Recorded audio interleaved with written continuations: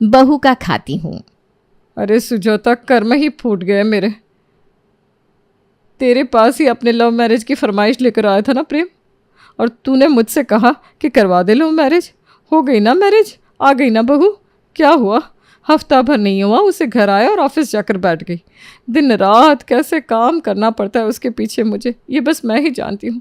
पहले 3 लोगों का खाना बनाना पड़ता था, अब एक बहुरानी भी आ गई। इस उम्र में पूरा घर संभालना पड़ रहा है मुझे, और कुछ कह भी तो नहीं सकती मैं। मेरे बेटे को भड़का देगी मैडम। अरे पर लव मैरिज से ऑफिस जाने का क्या रिश्ता दीदी? मैं समझी नहीं, तुम्हारी बहू प्रेम के ऑफिस में जाकर क्यों बैठ रही है? तू ना किसी काम की नहीं है। अरे मेरी बहू ऑफिस में काम करती है। शादी के वक्त हम जब लड़की देखने गए थे तो मैंने पूछा, काम तो कर लेती है ना आपकी बेटी? तो उन्होंने कहा, काम काजी लड़की है, रात रात भर काम करती है, काम की आगे पीछे कुछ नहीं देखती। अब मुझे क्या पता था ये लोग उसके ऑफिस के काम की बात कर रहे हैं। रसोई का काम तो उसे बिल्कुल आता नहीं। आँख खुलते ही लैपटॉप लेकर बैठ जाती है और रात भर ऑफिस के काम में लगी रहती है। हैं? यह तो गड़बड़ हो गई दीदी। अगर तुम्हें ये सब कुछ संभालना पड़े तो तुम बहू लेकर क्यों आई थी?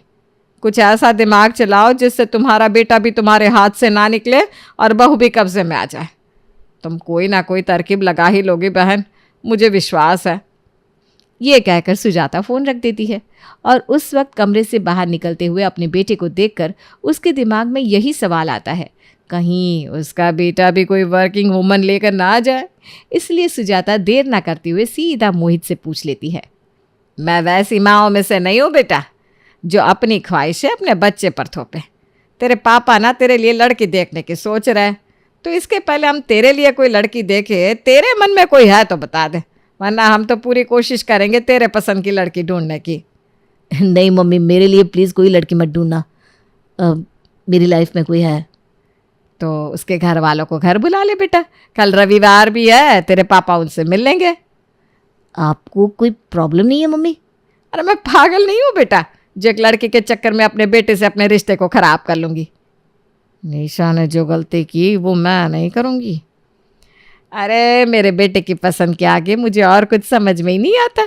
जो मेरा बेटा मोहित चाहेगा इस घर में वही होगा। फिर तो मैं कल ही रिद्धिमा को उसके परिवार के साथ हमारे यहाँ खाने पर बुला लेता हूँ। और अगले ही दिन अपने पूरे परिवार के साथ रिद्धिमा मोहित के घर पहुँच जाती है। अब बच्चों ने एक दूसरे को पसंद कर ही लिया है तो हम होते कौन है कुछ बोलने वाले। बस मेरी ना 1-2 शर्तें हैं। कह दूँ मोहित? हाँ हाँ मम्मी, तुम्हारी भी तो कोई ख्वाहिश होगी ना अपनी बहू से, बिल्कुल बोलो। आज के ज़माने की इस लड़की को खाना बनाना तो आता नहीं होगा। मुझे कैसी बहू चाहिए जो मेरे बुढ़ापे का सहारा बन सके। ऐसे तो मैं सारा काम कर ही लेती हूँ, पर भगवान ना करे किसी दिन मेरी तबीयत खराब हो गई तो मोहित के पापा तो बाहर का खाना खाना नहीं चाहते, तो लड़की को खाना बनाना तो आना ही चाहिए। इस मामले में तो कोई भी मेरी बेटी का हाथ नहीं पकड़ सकता। खाना तो बहुत ही अच्छा बनाती है रिद्धिमा। ऐसी बात है बेटा, तो ज़रा खीर बनाकर दिखा सकती हो मुझे? जी आंटी जी, बिल्कुल। चलो मैं तुम्हें रसोई दिखा देती हूँ। और रसोई में जाते ही सबसे पहले सुजाता चीनी छुपा देती है। ये तुम्हारा इम्तिहान है बेटी, तुम्हें ही बनानी है खीर। तुम्हें मुझसे कोई हेल्प नहीं लेनी, ना ही फ़ोन यूज़ करना है। मैं आधे घंटे में वापस आऊँगी। हाँ। आधे घंटे बाद जैसे ही सुजाता आगे बढ़कर रसोई में जाने के लिए खड़ी होती है, उसके पहले रिद्धिमा खीर बनाकर बाहर ले आती है। लीजिए, बन गया ना खीर। कैसे बनाई खीर? चीनी तो मैंने छिपा दी थी।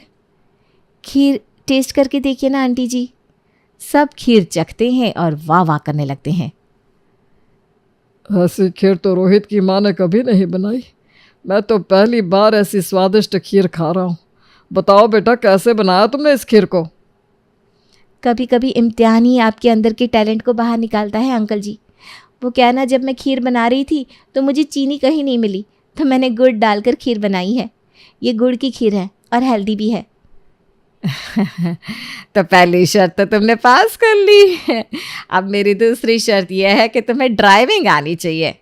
मुझे ऑफिस से घर रिद्धिमा ही ड्रॉप करती है मम्मी। तो इसमें तो वो पास हो ही गई। अब क्या बहाना बनाऊं? तुम ऑफिस से घर ड्रॉप करती हो तो बाकी समय क्या करती हो बेटा तुम? मैं तो ये पूछना ही भूल गई कि तुम करती क्या हो।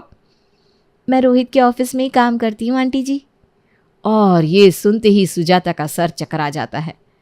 वो तो बस लव मैरिज जानकर इस रिश्ते को मना करना चाह रही थी, पर यहाँ तो उसकी बहू काम काज ही भी निकली। अब सुजाता डायरेक्ट मना करके फंस तो नहीं सकती थी। ऑफिस में तो कितनी तरह के लोग आते हैं बेटा, कहीं उनका गुस्सा तुम घर ले आई तो। नहीं नहीं बहन जी, ऐसा मेरी बेटी कभी नहीं करती। अच्छा मान ले बेटा, कभी मोहित का प्रमोशन हो गया और तुम्हारा नहीं हुआ, इस कारण तुम दोनों में अनबन रहने लगी तो? हम पिछले 3 साल से एक ऑफिस में काम कर रहे हैं आंटी जी, और आज तक ऐसा कई बार हुआ है, पर हम दोनों में तो कभी भी अनबन नहीं हुई। क्यों मोहित? हाँ मम्मी, ये रिश्ता ट्राइड एंड टेस्टेड है। हम दोनों में कभी कोई प्रॉब्लम नहीं होगी। मुझे अपनी रिद्धिमा पर पूरा भरोसा है, वो इस रिश्ते को कभी डगमगाने नहीं देगी। अब तुझे सब ठीक ही लग रहा है तो मैं कौन होती हूँ नानुकुर करने वाली? तो आप इस बात को इतनी उदासी से क्यों कह रही है मोहित की मम्मी? आपको कोई प्रॉब्लम है क्या इस रिश्ते से मम्मी? आप तो ऐसी नहीं थी।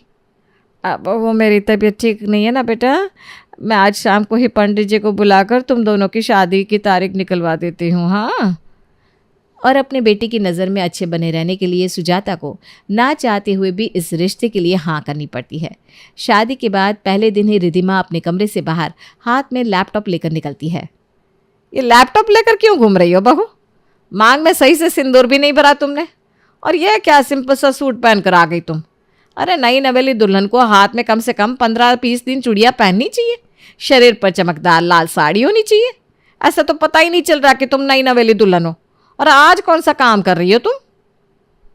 ये शादी को लेकर ऑफिस से पहले ही मैंने ना 1 हफ्ते की छुट्टी ले ली थी मम्मी जी। ऑफिस वाले और छुट्टी देने को तैयार नहीं हो रहे, इसलिए आज लैपटॉप से काम कर रही हूँ। कल तो वैसे मुझे ऑफिस जाना ही पड़ेगा। तभी हड़बड़ाता हुआ मोहित कमरे से बाहर आता है। मैं तो 1 घंटे में ऑफिस निकल रहा हूँ मम्मी, ऑफिस वाले मान ही नहीं रहे। छुट्टी ओवर, काहे का हनीमून मनाया आदमी।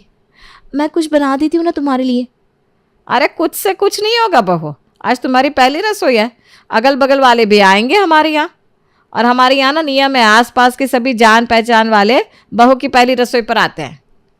पर उसमें तो काफ़ी टाइम लग जाएगा। तेरे लिए नाश्ता मैं बना देती हूँ बेटा। बहू तू जा, पहली रसोई की तैयारी कर।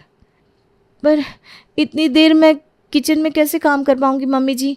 आप जानती हो ना मोहित की बॉस आजकल कितने उखड़े उखड़े रह रहे हैं हमसे। एक काम करो मम्मी, बाहर से खाना मंगा लो और सबको कह देना रिद्धिमा ने बनाया है, किसे ही पता चलेगा। सही कहा बेटा, जा बहू तू अपना काम कर, मैं देख लूँगी यहाँ का सब। ये कहकर सुजाता अपने कमरे में चली जाती है और निशा को फ़ोन लगाती है। बहू के आने के बाद भी शादी की एक भी रस्म नहीं हो पा रही है। ये बेटे का मुँह तो हर जगह मेरी हंसाई करवाएगा। अब जब खुद पर बीती तो समझ में आया ना, काम नहीं करता दिमाग। अरे बहू को 2-4 बातें नहीं सुना सकती तो क्या हर जगह उसकी चुगली तो कर ही सकती हूँ मैं? जब बाहर वाले खुद थूकेंगे ना तब मोहित को अकल आएगी।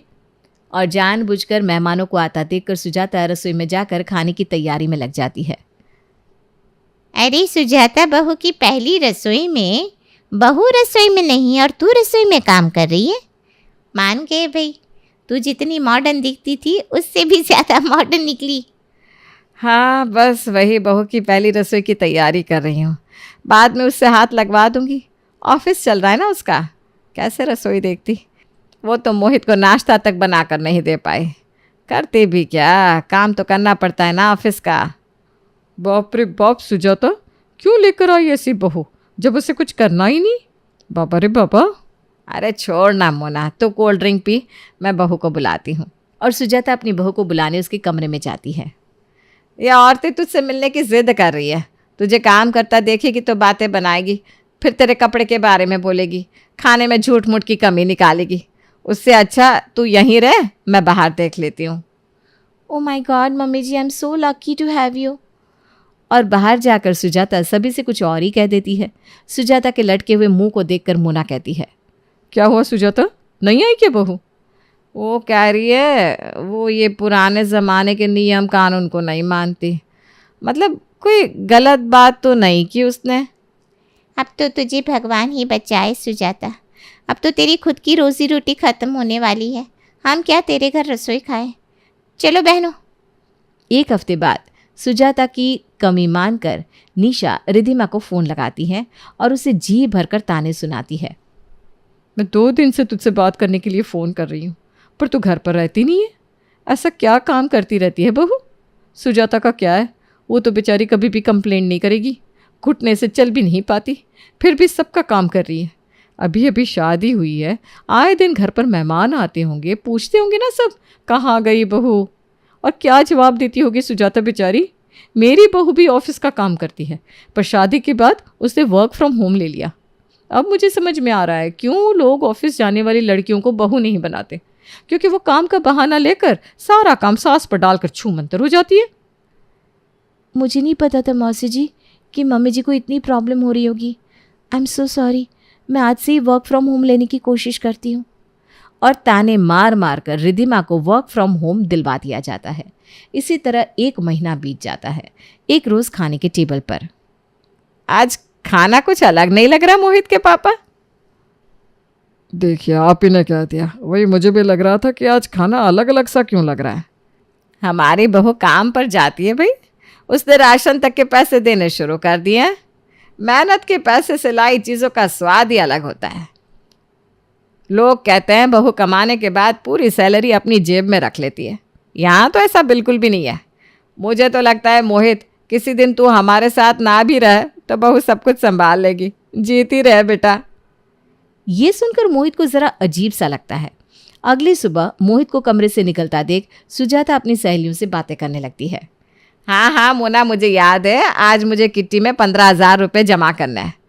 पर मेरे बेटे की सैलरी ही कितनी है, कितना मांगूंगी उससे ज़्यादा तो आजकल मेरी बहू काम आ रही है। अरे नहीं नहीं, वो वैसे नहीं है। आजकल तो हम घर पर भी बहू के पैसों की खा रहे, तो फिक्र ना कर, वो मुझे 15,000 दे देगी।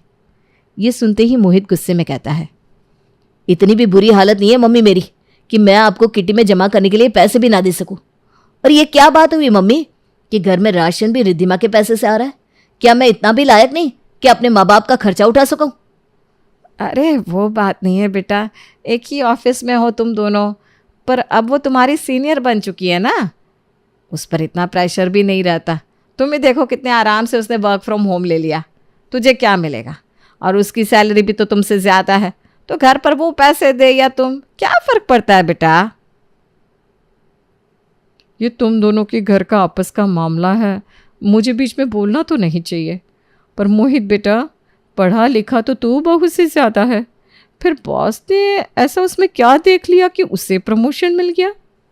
ए मोना, तू मेरी बहू पर इल्ज़ाम लगाना चाह रही है कि वो ऑफिस में अपनी खूबसूरती के कारण प्रमोशन ले रही है? देख, अगर तुझे यही सब बोलना है ना मोना, तो मेरे घर मत आया कर। हाँ। और अपनी सहेली को ताने मारते हुए इनडायरेक्टली सुजाता अपने बेटे के दिमाग में शक का बीज बो देती है। घर पर लैपटॉप पर काम करते हुए भी सारा काम रिद्धिमा को ही करना पड़ता है। एक तरफ लैपटॉप पर रिद्धिमा काम करती, दूसरी तरफ झूठे बर्तन धोती, और जानबूझकर लैपटॉप का स्क्रीन चालू देखते ही सुजाता स्क्रीन के सामने आकर खड़ी हो जाती। सुबह से 3री बार बोल दिया मैंने आपको मम्मी जी, सामने स्क्रीन पर पॉज है, मीटिंग है मेरी, आप ऐसे बार बार सामने मत आया कीजिए ना, हद होती है किसी चीज़ की। ये सुनकर सुजाता फूट फूट कर रोने लगती है।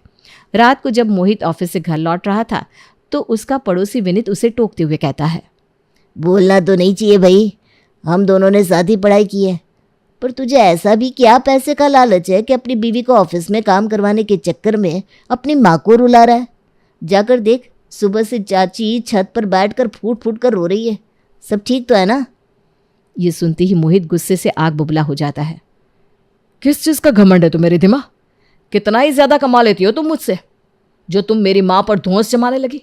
पूरा मोहल्ला कहता है ये चीज़ कि तुम दिन रात मम्मी से काम करवाती हो। तो बहू से क्यों लड़ता है बेटा? लोगों का तो काम होता है बोलना, बोलने देना उन्हें। वो तो चाहते ही हैं कि हमारे घर से सुख शांति चली जाए। बहू तो बेचारी इतना काम करती है, अपने पैसे का खिलाती है हमें। बस मम्मी, यही आपका भोलापन मम्मी। बोलो रिद्धिमा, क्या किया था तुमने प्रमोशन के लिए? ये सुनते ही रितेश अपने बेटे को एक थप्पड़ जड़ देता है। ये क्या पूछ रहा है तू मेरी बहू से? तुम कहते ना मोहित की जॉब छोड़ दो तो मैं छोड़ देती, पर तुमने मेरे कैरेक्टर को ही खराब कह दिया, तो अब मैं तुम्हारा घर ही छोड़ दूंगी। अरे ये तो प्लान में था ही नहीं। ये कहकर रिद्धिमा अपना सामान पैक करके अपने मायके जाने लगती है।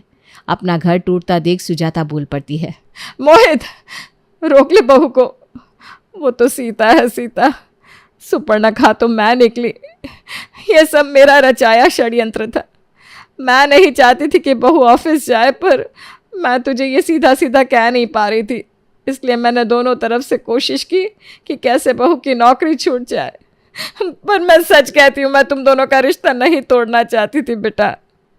मैं तो कभी नौकरी करना ही नहीं चाहती थी मम्मी जी, और आपने कभी मना ही नहीं किया, ना ही कभी मोहित ने कुछ कहा। तो मुझे लगा आप लोगों को पैसे की ज़रूरत है, इसलिए मैं काम करती रही। बहुत गलत किया मोहित की माँ तुमने। मैं आप सबसे हाथ जोड़कर माफ़ी मांगती हूँ। और सुजाता अपनी बहू से माफ़ी मांग लेती है। मोहित को भी अपनी गलती का एहसास हो जाता है। वो रिद्धिमा से माफ़ी मांग लेता है और आज बड़े दिनों के बाद पूरा परिवार बाहर डिनर पर जाता है और सब कुछ वैसा हो जाता है जैसा होना चाहिए था।